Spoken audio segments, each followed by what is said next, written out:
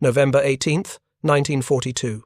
North Atlantic, 400 nautical miles southwest of Iceland. Kapitanleutnant Hans-Joachim Schwantke stood in the cramped control room of U-43, his hands gripping the navigation table as the boat pitched through heavy seas. They had been shadowing Convoy SC-one-oh-seven for 6 hours, transmitting regular position reports to U-boat headquarters in Paris, as doctrine demanded. Every 30 minutes, his radioman tapped out kurzsignale, short signal messages encrypted by Enigma, and sent in 20-second bursts that were supposed to be too brief for Allied direction finding to track. At 02:15 hours, the lookout's voice crackled through the voice tube with barely controlled panic. Enemy destroyer bearing 090, closing fast. No radar warning. Schwantke ordered crash dive, but even as the diving klaxon sounded and seawater rushed into the ballast tanks, he knew something had gone terribly wrong. The British destroyer had appeared from nowhere, steaming directly toward U-43's position, as if guided by invisible hands. His Metox radar detector had given no warning. The sea conditions made visual sighting impossible beyond a few hundred yards, yet the enemy had found them with unnatural precision. As depth charges began detonating around the hull, sending shock waves through steel and bodies alike, Schwantke understood with cold certainty that the ocean no longer protected them. The Allies possessed technology that could track their radio transmissions, plot their positions, and direct warships to their exact location. For months, German U-boat commanders had operated under carefully cultivated assumptions about their invisibility when transmitting short signals. They had been taught that 20-second kurzsignale transmissions were too brief for Allied direction-finding equipment to track. The Atlantic, they believed, belonged to whoever controlled the radio frequencies. On this November night in 1942, that belief began to die. What Schwantke and thousands of other U-boat men did not yet understand was that Allied technology called HF/DF, pronounced Huff-Duff by the sailors who operated it, had transformed submarine warfare as fundamentally as sonar had. Over the next 18 months, German U-boat crews would experience a systematic demolition of their operational doctrine, as this direction-finding technology evolved from shore-based warning system into shipboard hunter that could track transmissions in real time and guide escorts directly onto unsuspecting submarines.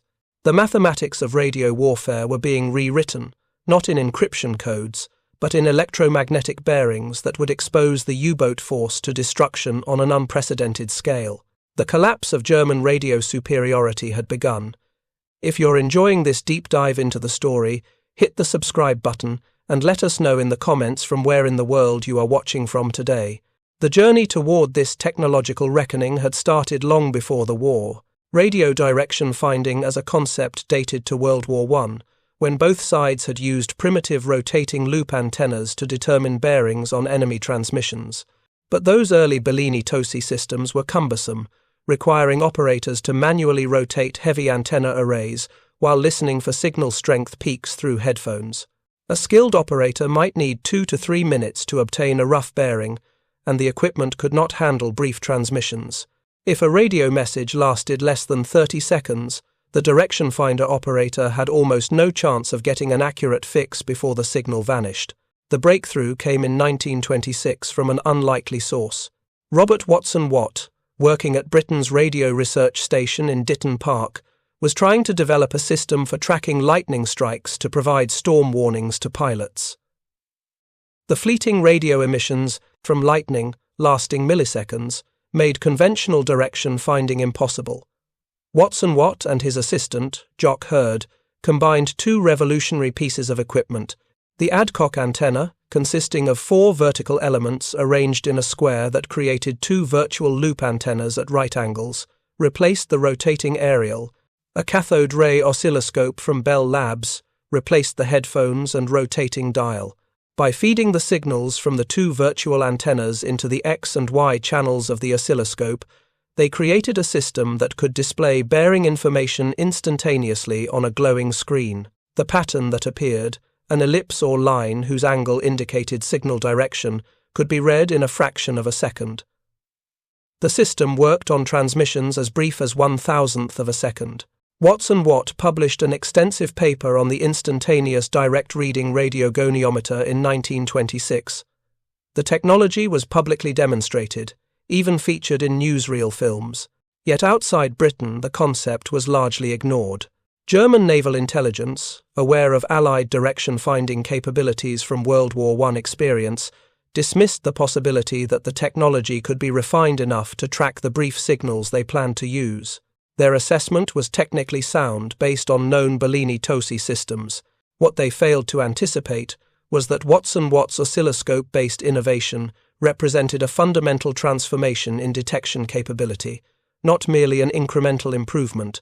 By 1939, the Royal Navy had established shore-based HF/DF stations around the British Isles, in Iceland, and later in Newfoundland and Bermuda. These installations, monitoring high-frequency radio bands used by German naval communications, could obtain bearings on U-boat transmissions from fixed locations. When two or more stations detected the same transmission, simple triangulation provided position estimates. The shore stations proved valuable for strategic intelligence, allowing the Admiralty's submarine tracking room to maintain plots of U-boat dispositions across the Atlantic. Convoy routes could be adjusted to avoid known concentrations, but shore-based direction finding had severe limitations. The bearings were often imprecise over long distances, accurate only to within 30 to 50 miles. More critically, shore stations could not track submarines operating in the mid-Atlantic, beyond effective triangulation range. The information reached convoys hours or days after the U-boats had moved. German commanders, reading British convoy evasion patterns, suspected Allied intelligence was somehow tracking their submarines, but attributed it to code breaking rather than radio detection. September 3, 1939. Hours after Britain declared war on Germany, the passenger liner Athenia was torpedoed by U-30 west of Ireland with 117 lives lost. The Battle of the Atlantic had begun. In the war's opening years, German U-boat commanders discovered that Allied anti-submarine defences were far less effective than advertised. Kapitanleutnant Günther Prien, Otto Kretschmer, and Joachim Schwantke led their boats on devastating patrols, sinking ship after ship while suffering minimal losses. Admiral Karl Donitz, commanding the U-boat force from headquarters in Paris, watched with satisfaction as his submarines achieved what became known as the First Happy Time. Between September 1939 and March 1941, U-boats sank over 500 Allied merchant ships, totaling nearly 3 million tons, while losing only 54 submarines. The exchange ratio, measured in merchant tonnage sunk per U-boat lost, heavily favoured Germany. German submarine doctrine emphasised radio discipline, but not radio silence. Donitz's Wolfpack tactics required submarines to maintain contact with headquarters, reporting convoy sightings, weather, conditions, fuel status, and operational readiness. The kurzsignale short signal code, introduced in the late 1930s, compressed standard messages into four-letter groups that could be transmitted quickly. A typical convoy contact report, which might require several minutes to send in plain Morse code, could be encoded into kurzsignale, encrypted with Enigma, and transmitted in approximately 20 seconds by a competent radio operator. The Germans believed this transmission time fell below the threshold needed for effective direction finding. The assessment was correct for Bellini-Tosi systems. It was catastrophically wrong for HF/DF. In early 1942, the Royal Navy began installing shipboard HF/DF equipment on convoy escorts. The FH-3 set, Britain's standard naval Huff-Duff receiver, mounted a fixed adcock antenna and used the oscilloscope display Watt had pioneered 15 years earlier. An operator watching the cathode ray tube could obtain an instant bearing on any transmission within range, regardless of duration. 20 seconds provided ample time not just for detection, but for precise bearing measurement and immediate tactical response. The implications for submarine warfare were profound and immediate. A U-boat shadowing a convoy would typically maintain position on the convoy's flank or ahead, transmitting regular homing signals to guide other boats to the target. These transmissions, detectable at ranges exceeding 50 miles, gave escorts with HF/DF equipment direct bearings to the transmitting submarine. If two or more escorts obtained bearings on the same transmission, triangulation provided a fix accurate to within 5 miles, often much closer. The escort commander could immediately dispatch destroyers or corvettes to investigate, often catching the U-boat on the surface before it could dive. Oberleutnant zur See Wolfgang Hirschfeld, senior radio operator aboard U-109, recorded the changing tactical situation in his secret diary, written in real time during patrols. We began to notice in late 1942 that British escorts seemed to know when we transmitted. After sending a position report, we would often detect destroyers approaching from the bearing of the convoy within the hour. Some commanders attributed this to chance or to ASDIC detection, but the pattern became too consistent to ignore. We were being hunted through our own radio transmissions, though we did not understand how this was possible. The Germans knew about direction finding from World War I. We assumed the British used the same listening equipment, which required several minutes to obtain bearings. Our 20-second kurzsignale were designed to defeat such systems. What we did not realize until too late was that the enemy had developed instantaneous direction, finding that made our short signals irrelevant. Every time we touched the transmit key, we announced our position as clearly as if we had fired a flare. The technological surprise was compounded by German intelligence failures. U-boat command remained largely unaware that shipboard HF/DF had been deployed. German submariners had captured or examined British radar sets, analyzed Allied sonar equipment, and understood the principles of aircraft-mounted radar. But they did not know that convoy escorts carried sophisticated direction, finding equipment capable of tracking brief transmissions. The few reports from commanders who suspected radio detection were dismissed or attributed to other causes. As late as mid-1943, according to a U.S. Navy translation of captured German manuals, U-boat tactical doctrine still assumed that Allied direction finding required lengthy transmissions and could not be mounted on ships. The statistical evidence of HF/DF's impact began appearing in the casualty reports by early 1943. In November 1942, German U-boats sank 119 merchant ships, totaling 729,000 tons worldwide, losing 13 submarines. December saw 60 merchant ships totaling 330,000 tons sunk, with 5 U-boats lost. By January 1943, merchant ship sinkings dropped to 37, while U-boat losses climbed to 7. February saw 34 merchant ships sunk and 17 U-boats lost. The exchange rate was collapsing at an accelerating pace. March 1943 represented both the peak of U-boat strength and the beginning of catastrophic losses. Germany deployed over 100 submarines in the North Atlantic simultaneously, the largest concentration of the war. Major convoy battles erupted around HX-229 and SC-122, with 40 U-boats attacking in coordinated wolf packs. The submarines sank 22 merchant ships in these battles, but Allied escorts, guided by HF/DF fixes, sank or severely damaged 12 U-boats. For the first time, U-boat losses in a single convoy battle approached the number of merchant ships sunk. Admiral Donitz, reviewing the March statistics at his headquarters, noted with alarm that the favorable exchange ratios of 1940 and 1941 had evaporated. His submarines were being destroyed faster than new boats could be commissioned. Something had changed in Allied anti-submarine capabilities, but precisely what remained unclear. German naval intelligence attributed the increased losses to improved ASDIC, more effective depth charges, and the closing of the mid-Atlantic air gap. These factors were real, but HF/DF remained the hidden advantage that was directing escorts to their targets with unprecedented precision. U-202 provides a documented example of how ship-based huff-duff translated into submarine losses. On the morning of June 1, 1943, U-202 transmitted her daily report at 09:30 hours.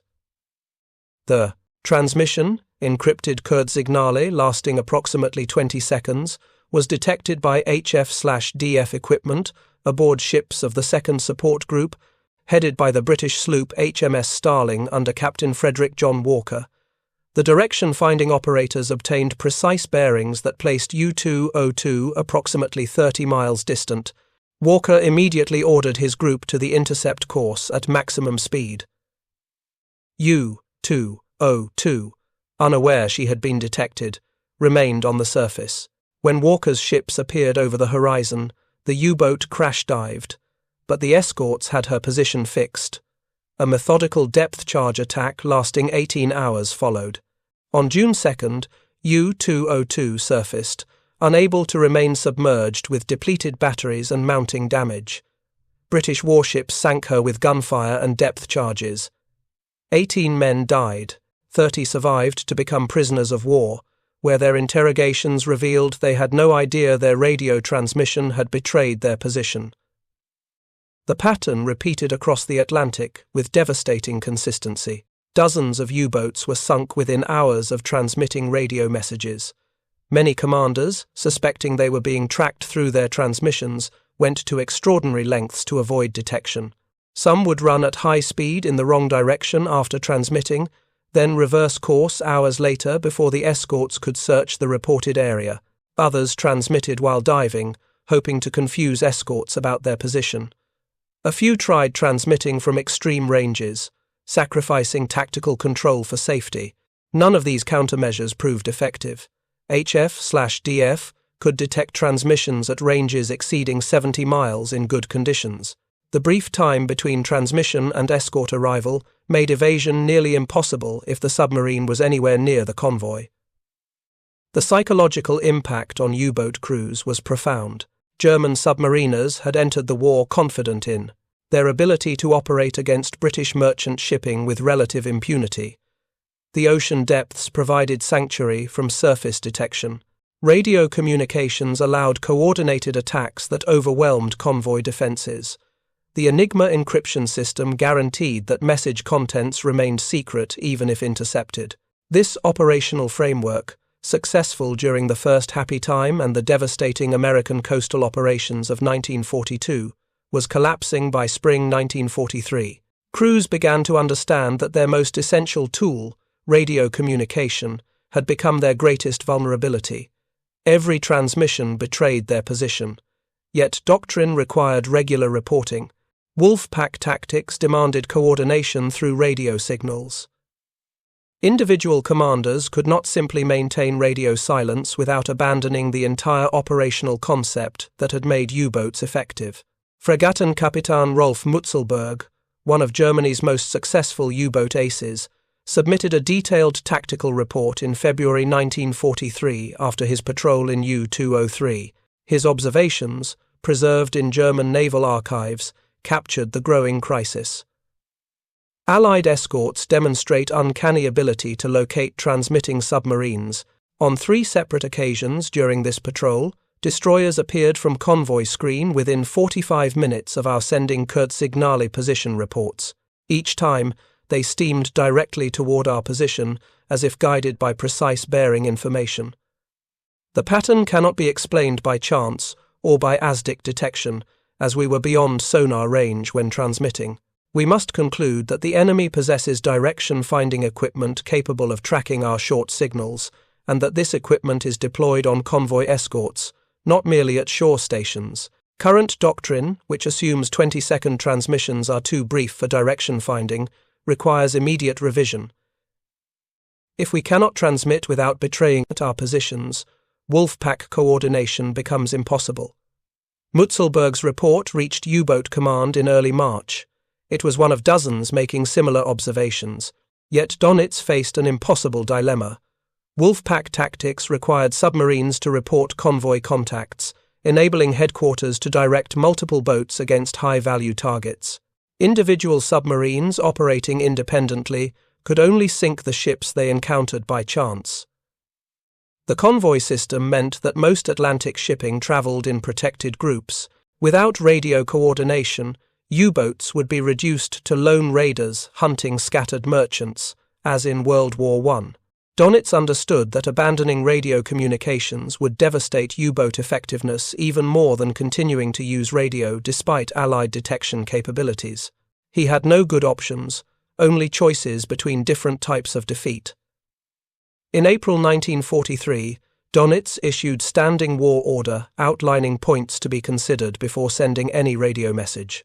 The purpose was to eliminate unnecessary transmissions and ensure necessary ones were sent in the shortest possible form. Commanders were warned against frequent radio use when approaching provisioning rendezvous.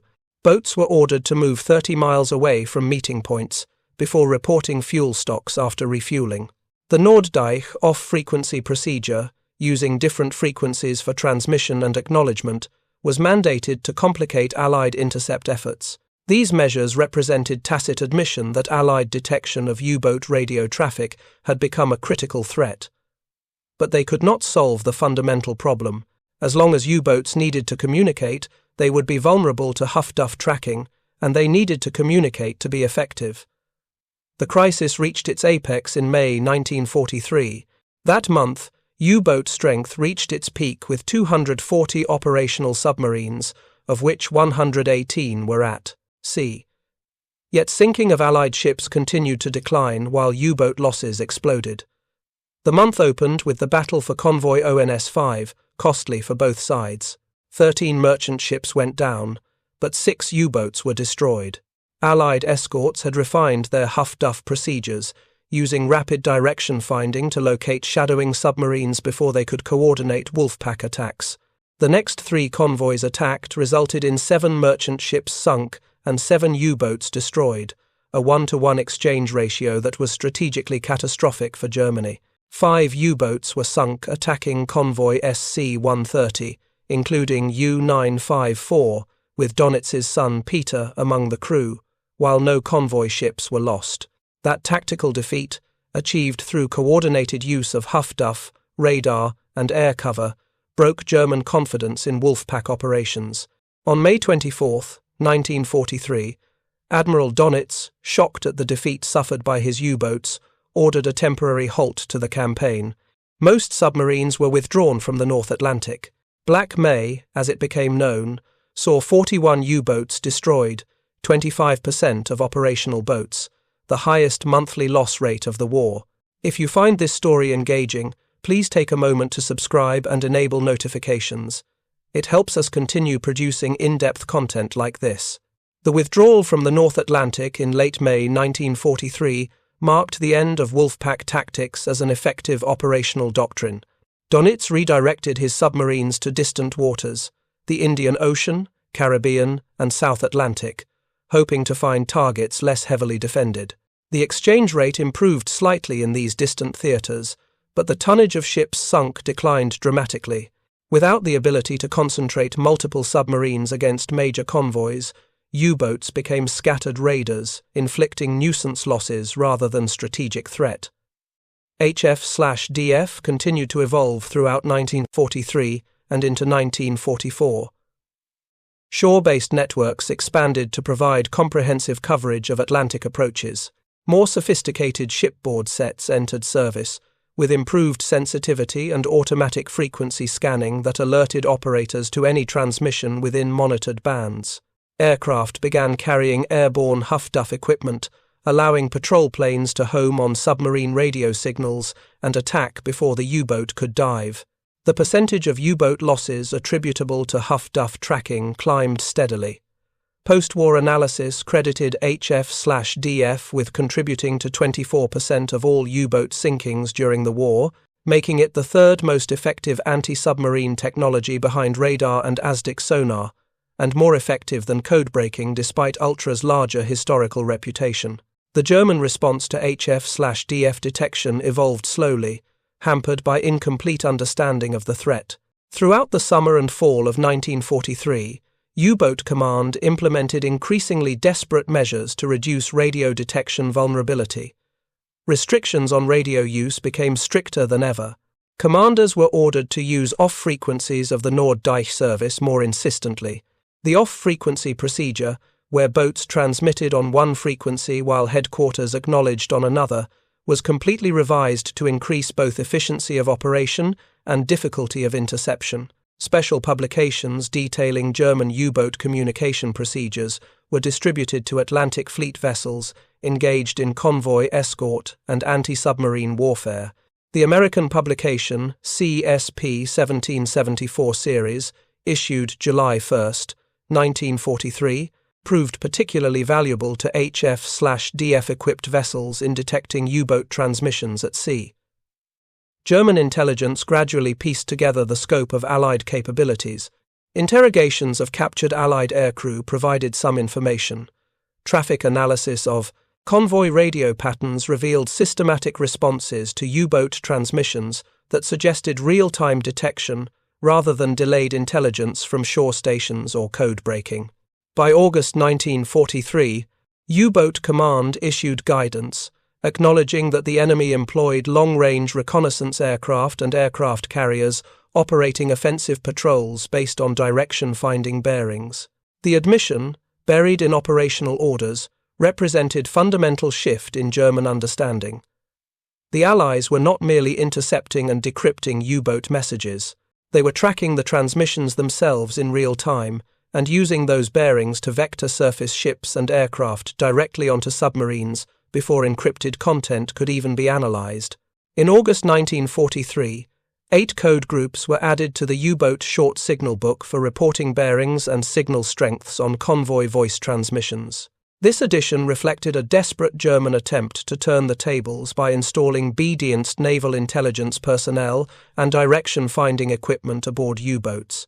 If submarines could intercept convoy radio traffic and obtain bearings, they might locate targets without transmitting their own positions. Several boats were equipped with experimental equipment and operators trained at the St. Andrews Communications Intelligence Station. U-664 departed on patrol in July 1943 with B-Dienst personnel aboard, attempting to intercept convoy voice traffic on 2410 kilocycles. The boat was sunk on August 2 before the experiment could prove successful. Survivors provided detailed information during interrogation that revealed the scope and sophistication of German efforts to counter Allied communications advantages. The initiative reflected sound tactical thinking. If U-boats could locate convoys through passive reception of Allied transmissions, they could attack without revealing their own positions. But the experiment faced fundamental obstacles. Convoy radio traffic was often brief and limited to essential communications. Allied communication discipline improved throughout 1943 as escort commanders became aware that B-Dienst monitored their frequencies. More critically, U-boats equipped with direction-finding receivers and specialized operators sacrificed combat capability for intelligence gathering. The boats became radio intercept platforms rather than effective attack submarines. The few boats deployed with this equipment achieved minimal results before being sunk by the same integrated anti-submarine system, radar, sonar, huff-duff, and air cover that was decimating conventional U-boats. By fall 1943, Donitz's campaign against Allied direction-finding reached new heights of urgency. Restrictions and supervision of radio use became stricter than ever before. Current Order 38, transmitted to all boats on August 10, 1943, summarized the crisis. By employing long-range reconnaissance aircraft and aircraft carriers, the enemy is today able to operate aircraft on offensive patrol on the basis of direction-finding bearings. The message, though coded in careful military language, acknowledged strategic defeat in the radio warfare dimension. German submarines could no longer transmit without immediately becoming targets. The oceans, once vast spaces where submarines could operate in relative anonymity, had become hunting grounds, where every radio signal drew predators. The summer of 1944 brought the most important development in German radio countermeasures, though it arrived far too late to affect the war's outcome. The Courier burst transmission system, first tested at sea in August 1944, promised to finally defeat Allied direction finding. An ingenious mechanical device encoded Morse code onto an aluminum disc with 85 small iron bars that could be positioned to represent dots and dashes. The prepared message, already converted to kurzsignale and encrypted with Enigma, was recorded onto the disc. When transmitted, the Courier system sent the entire message in a compressed burst, lasting no more than 460 milliseconds, less than half a second. This transmission time fell below the response time of even Watson-Watt's instantaneous direction finder. HF/DF operators might detect that a signal occurred, but could not obtain accurate bearings before it vanished. If Courier had been deployed in 1942 or early 1943, it might have preserved U-boat operational effectiveness despite Allied huff-duff. By late 1944, with Germany's submarine bases in France lost, industrial production crippled by strategic bombing, and Allied anti-submarine capabilities overwhelming, the system could not reverse the strategic situation. Fewer than a dozen boats were equipped with Courier before the war ended. The technology worked as designed, but arrived too late to matter. The human cost of the radio detection war was staggering and deeply personal for the U-boat force. Of approximately 40,000 men who served in German submarines during World War II, approximately 30,000 died, representing a 75% casualty rate. This was the highest casualty rate of any military service on either side of the conflict. Many of these men died because they transmitted radio messages their doctrine required them to send, unaware that Allied technology could track those transmissions with lethal precision. The mathematics were brutal and inexorable. A U-boat shadowing a convoy had to report the contact to enable wolf-pack concentration. That transmission gave escorts an immediate bearing. Destroyers would charge toward the bearing at high speed, often arriving within the hour. The submarine would be forced to dive, losing contact with the convoy. If multiple boats transmitted, escorts obtained fixes accurate to within a few miles. Aircraft could be directed to the area. The submarine might evade the immediate threat through crash diving and silent running, but the tactical initiative had been lost. The convoy would alter course while the submarine remained submerged, unable to regain contact. The mission would fail, and dozens of times each month, the submarine would not evade. Depth charges would rupture the pressure hull. The boat would flood or lose trim. Survivors would surface into gunfire or be lost when the boat plunged past crush depth. 75% casualty rate. Kapitanleutnant Peter Kremer, commanding U-333, survived the war and later wrote a memoir describing the psychological transformation that HF/DF detection imposed on U-boat crews. The knowledge that we could be tracked through our radio transmissions changed everything, Kremer recorded. We had entered the war believing we could strike and fade away, invisible hunters in an ocean that protected us. By 1943, we understood that every transmission was a potential death sentence. We transmitted because orders required it, because tactics demanded it, because our comrades depended on our position reports. But we knew. The moment the radio operator pressed his key, destroyers somewhere beyond the horizon received our bearing. Aircraft altered course toward us. We had perhaps 20 minutes, perhaps an hour, before the attack began. Some boats were destroyed within minutes of transmitting. The radio had become more dangerous to us than any weapon the Allies deployed. Yet, we could not stop using it without becoming completely ineffective. We were trapped by our own communications doctrine, waiting for the inevitable. The final accounting demonstrates how decisively huff-duff contributed to Allied victory. Beginning with ship-based installations in early 1942, HF/DF-equipped escorts became common by mid-1943.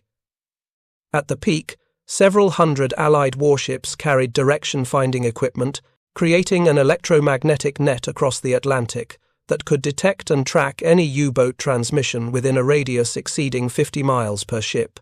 Shore stations extended coverage to coastal approaches and distant ocean areas. Aircraft mounted airborne sets that allowed patrol planes to home on submarine radio signals independent of surface ships.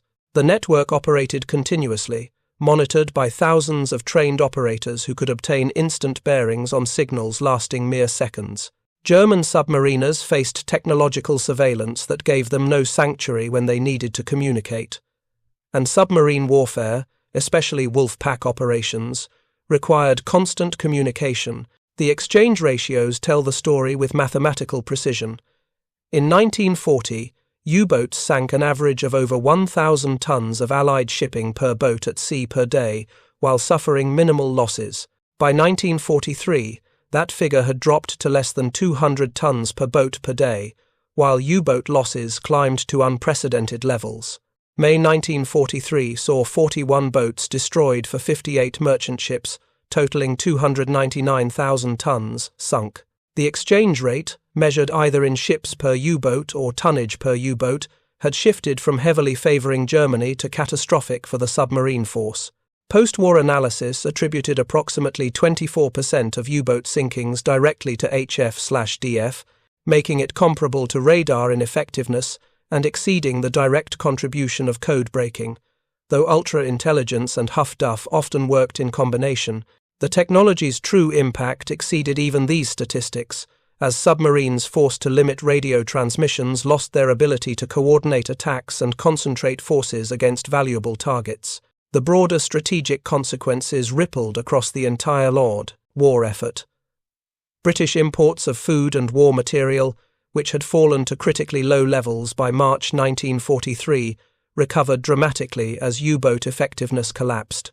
Winston Churchill, who later wrote that the U-boat peril was the only thing that really frightened him during the war, could breathe easier by summer 1943. The massive build-up of American forces in Britain for D-Day proceeded without significant submarine interference.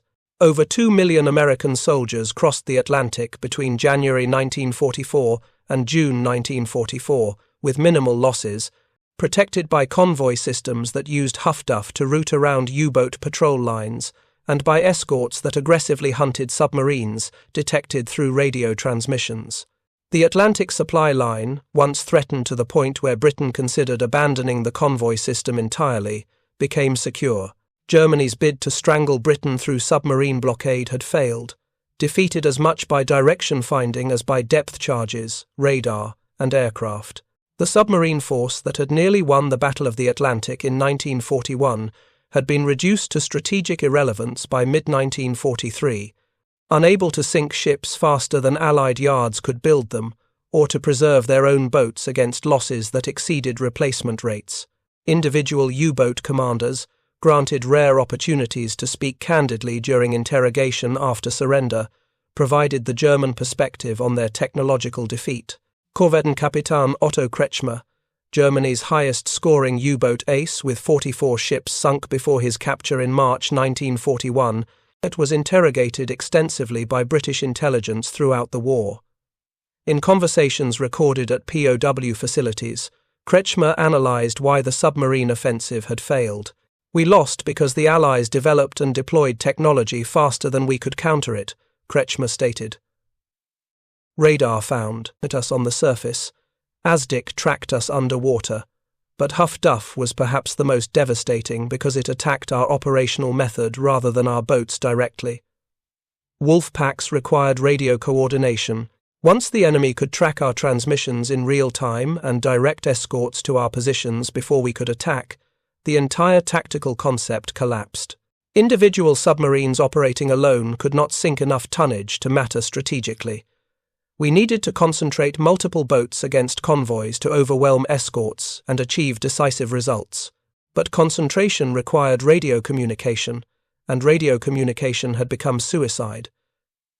We understood this by mid-1943, yet we had no alternative operational concept, so we continued transmitting and continued dying. The parallel development of German countermeasures and Allied countermeasures reveals the technological race's true nature. When U-boats began using off-frequency transmission procedures, Allied direction finders adapted by monitoring multiple frequency bands simultaneously. When boats tried transmitting while diving to reduce time on the surface, Huff-Duff-equipped escorts learned to calculate approximate positions from even partial bearings and direct aircraft to search the indicated areas. When Germany developed the Courier burst transmission system, Allied engineers were already working on faster oscilloscopes and recording systems that might capture even millisecond signals for analysis. Each innovation met response, but the Allies held permanent advantages. British and American industrial capacity could produce direction, finding equipment in quantities Germany could never match. Allied control of technical innovation allowed rapid deployment of improved systems. Most fundamentally, The Allies were solving the problem from the receiver side, always easier than the transmitter countermeasure challenge. A submarine that needed to communicate had to emit detectable electromagnetic radiation. A receiver that could detect those emissions would always find a way to exploit them. The final months of the war saw U-boat operations reduced to strategic desperation. Type 21 electroboats, Germany's revolutionary high-speed submarines designed for sustained underwater operations, began reaching operational status in early 1945. These boats theoretically could avoid much of the surface detection that had devastated conventional U-boats. But even Type 21s required radio communication for coordination and intelligence. The few boats that sortied in the war's final weeks achieved minimal results against Allied shipping that had become so thoroughly protected that submarine attacks rarely succeeded regardless of submarine type.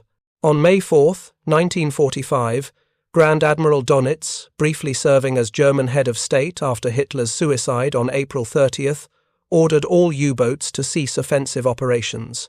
On May 8th, after Germany's unconditional surrender, boats at sea were ordered to surface, fly black flags, and proceed to designated Allied ports.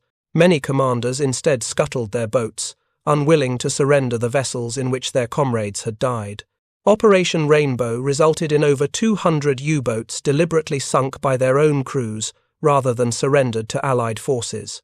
The men who survived the war carried memories of the technological transformation that had defeated them.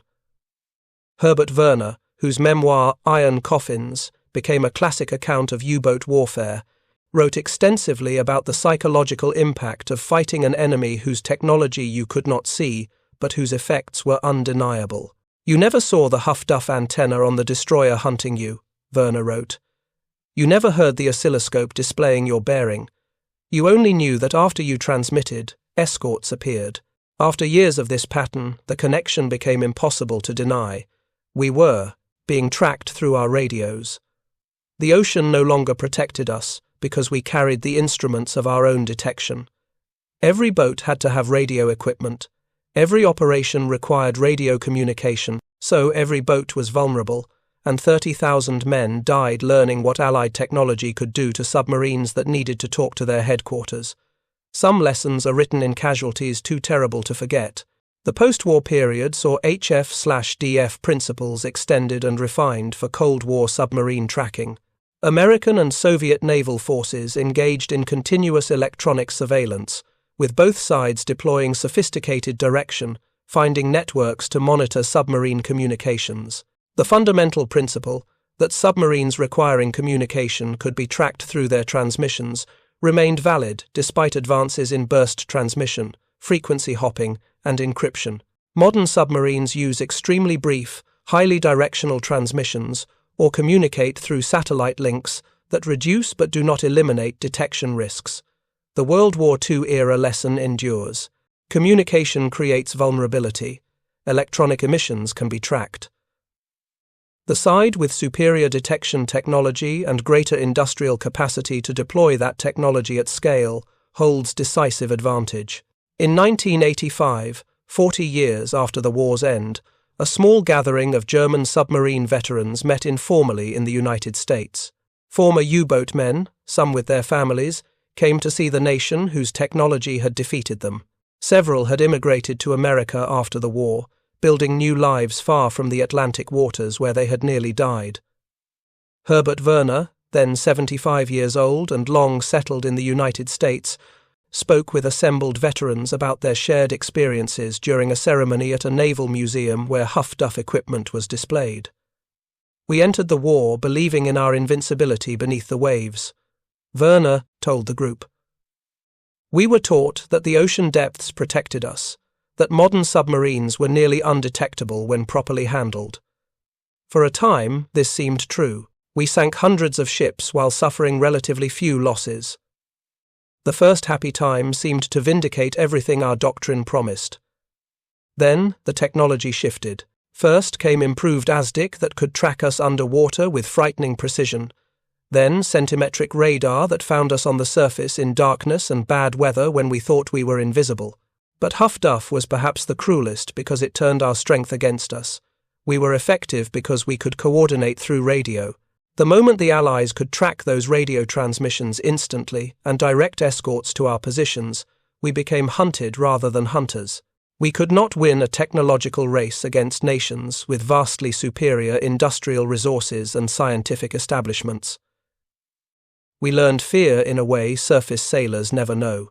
We could not see our enemy, could not fight back effectively, could only wait in darkness while your technology hunted us.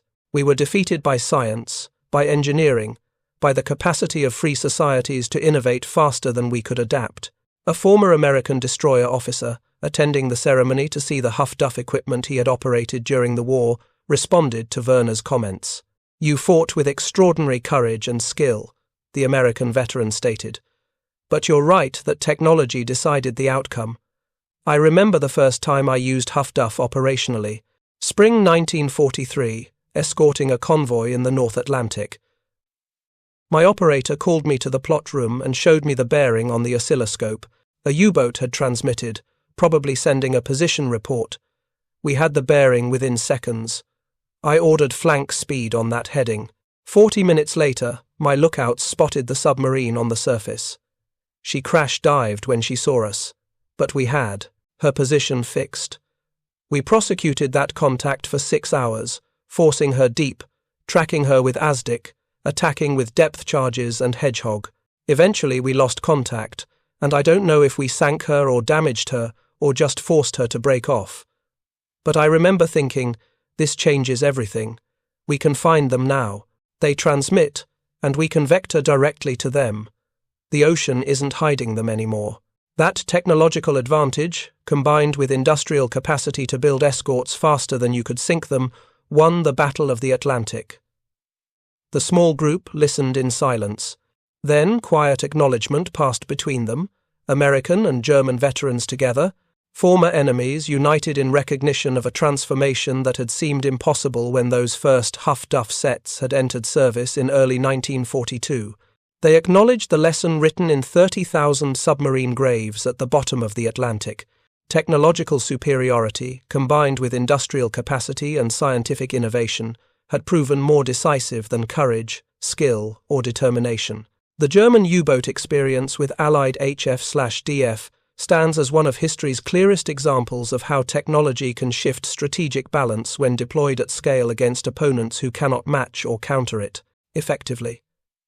In 1942, German submarines could transmit necessary radio communications with reasonable confidence that brief kurzsignale transmissions would evade Allied direction finding.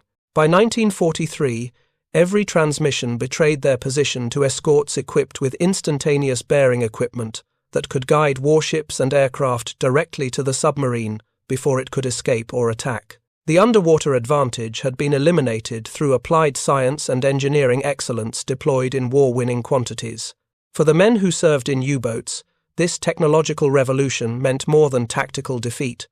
It represented a fundamental psychological transformation.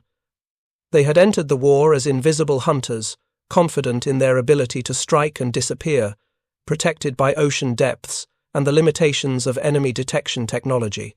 They finished the war as marked prey, constantly detected through their own communications, perpetually hunted, knowing that radio transmissions their doctrine required them to send would guide destroyers to their positions. The distinctive pattern on Huff-Duff oscilloscopes, showing bearing to transmitting submarines, became the signature of their vulnerability. The broader strategic impact was decisive. British imports recovered after May 1943 as U-boat effectiveness collapsed. The Atlantic supply line became secure, enabling the massive build-up of forces for D-Day and subsequent operations. Germany's bid to strangle Britain through submarine blockade failed, defeated by electromagnetic detection technology as much as by weapons. The submarines that nearly won the Battle of the Atlantic in 1941 had been reduced to ineffective raiders by mid-1943, unable to concentrate against convoys without betraying their positions through the radio communications that concentration required. In the final analysis, the story of German U-boat crews intercepting the reality of Allied HF/DF signals is a story of technological surprise, adaptation failure, and ultimate defeat. German submariners entered the war with justified confidence in their operational security and ended it as the most casualty-prone military service of any nation. Between those 2 points lay 30,000 individual tragedies, men who drowned in iron coffins at the bottom of the Atlantic, victims of detection technology they could not counter. The electromagnetic emissions that transformed submarine warfare carried a simple message to every U-boat that transmitted after 1942. The ocean no longer protects you. Surface technology can track your communications. There is no sanctuary in radio silence because tactical effectiveness requires communication. For German submarine crews, this message arrived too late to save their lives, but early enough to shape submarine doctrine forever. Their experience, bought with 75% casualties, taught the world's navies lessons that endure in every submarine patrolling beneath the world's oceans today. Communication creates vulnerability. Electronic emissions enable tracking. Technology transforms warfare faster than training, doctrine, or courage can adapt. Those who fail to recognize technological shifts do not merely lose battles, but entire campaigns, entire wars, and very often their lives. The Huff-Duff equipment that tracked German U-boats through their radio transmissions proved more decisive than the submarine's torpedo tubes, more effective than the crew's courage, more important than the commander's tactical skill. It was the technology that turned the tide of the Battle of the Atlantic, stripped away submarine invisibility, and enabled Allied victory against what Churchill called the only thing that really frightened him during the war. The legacy remains visible in museum displays of oscilloscopes and adcock antennas, in technical manuals describing direction, finding procedures, in casualty lists that record 30,000 names, and most profoundly in strategic assessments that acknowledge electromagnetic warfare's decisive role. The German U-boat crews who first discovered that Allied escorts could track their radio transmissions paid with their lives to teach a lesson that transcends their defeat. In modern warfare, technological superiority trumps traditional military virtues when deployed at industrial scale against adversaries lacking the capacity to match or counter it. The Allied HF/DF systems that detected German submarines proved this principle definitively, and for the men who heard destroyers approaching within minutes of their radio transmissions, who understood too late that their communications had betrayed them, the lesson was written in terror and death beneath dark Atlantic waters. Thank you for watching. For more detailed historical breakdowns, check out the other videos on your screen now, and don't forget to subscribe.